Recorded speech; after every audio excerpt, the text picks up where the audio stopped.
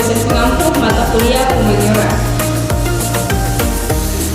Pasti banyak dari teman-teman yang sudah tidak asing lagi nih dengan humaniora. Namun, tidak menutup kemungkinan masih banyak juga orang-orang yang bertanya-tanya, apa sih humaniora itu? Dan kemampuan apa sih yang kita dapatkan dari mempelajari humaniora? Baik, di video kali ini saya punya judul menarik nih untuk dibahas, yaitu skill atau kemampuan apa yang bisa didapatkan dengan mempelajari humaniora. Namun sebelum itu kita harus tahu dulu, apa itu humaniora?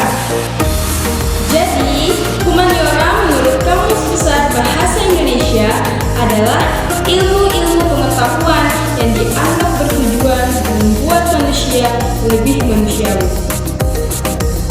Humaniora adalah cerita, ide, dan kata-kata yang membuat kita memahami kehidupan dan dunia kita.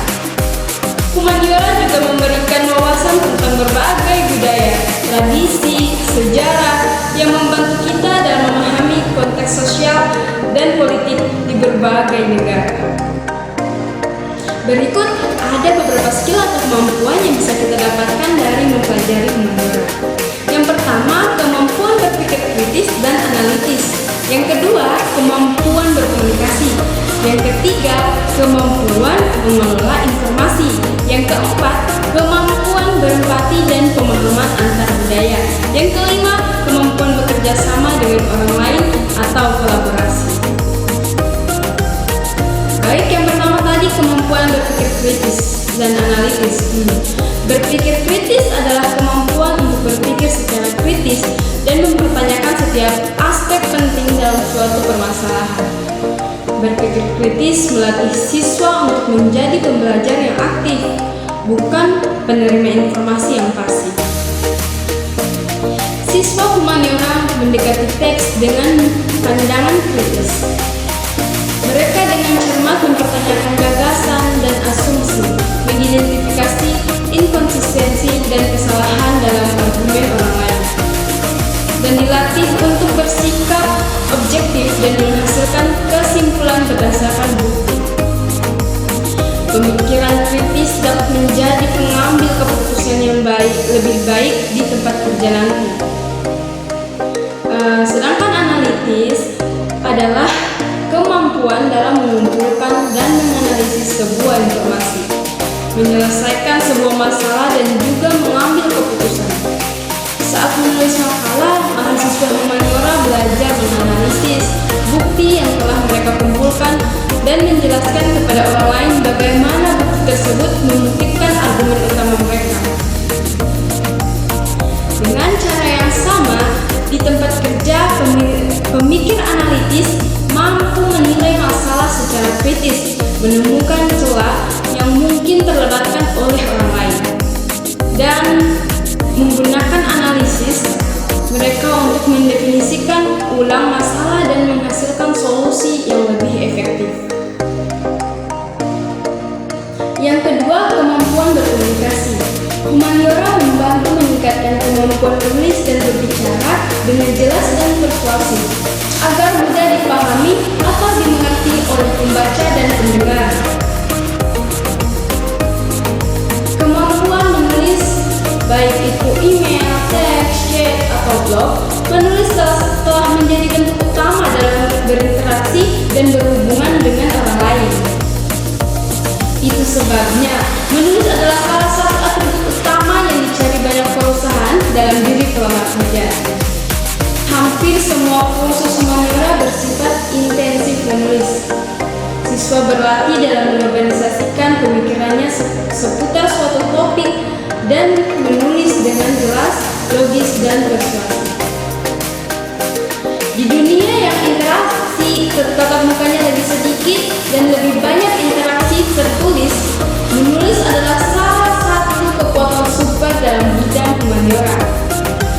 Kemampuan berbicara, pemikiran analitis tidak akan berdampak kecuali Anda mampu menjelaskan ide-ide Anda kepada orang lain sedemikian rupa sehingga mereka dapat memahami dan meyakinkan mereka untuk menyetujui ide-ide Anda. untuk berkomunikasi secara efektif di tempat kerja. Pemberi kerja mencari karyawan yang memiliki pemahaman yang baik tentang komunikasi tertulis dan lisan. Keterampilan komunikasi adalah keterampilan internasional dan sangat penting dalam lingkungan kerja. Yang ketiga, kemampuan mengelola informasi. Pengelolaan informasi adalah kemampuan penting yang bisa diperoleh melalui studi humaniora. Ini melibatkan serangkaian keterampilan dan pengetahuan yang memungkinkan seseorang untuk mengumpulkan, menganalisis, dan menggunakan informasi secara efektif. Di bidang humaniora, kita juga menjadi terampil dalam meneliti topik menggunakan berbagai sumber. Kita belajar menilai keakuratan sumber yang kita dapat dan menarik kesimpulan berdasarkan temuan tersebut. Keterampilan ini sangat penting dalam memecahkan masalah dunia nyata. Oleh sebab itu, pengusaha menghargai pekerja yang mengetahui cara meneliti suatu masalah, seperti sejarah masalah, penyebab dan asal mula masalah, solusi sebelumnya yang berhasil ataupun gagal, ruang lingkup masalah, dan dampak masalah yang semuanya membantu dalam mengambil keputusan. Yang keempat, kemampuan berempati dan pemahaman antar budaya. Humaniora mendorong empati dan kemampuan untuk memahami serta menghargai perspektif orang lain. Ini sangat penting dalam lingkungan kerja yang beragam. Yang kelima, kemampuan bekerja sama dengan orang lain atau berkolaborasi. Kemampuan kolaboratif adalah suatu praktik kerja yang mana nantinya menjadikan para pekerja akan melakukan kerjasama dengan pihak lain untuk mencapai tujuan serta kebutuhan bisnis. Humaniora mengajarkan kemampuan untuk bekerja sama dengan orang lain atau berkolaborasi karena mempelajari ilmu-ilmu humaniora seperti sejarah, sastra, filsafat, dan seni membantu kita memahami perspektif orang lain, menghargai perbedaan, dan mengembangkan kemampuan untuk bekerja dalam tim.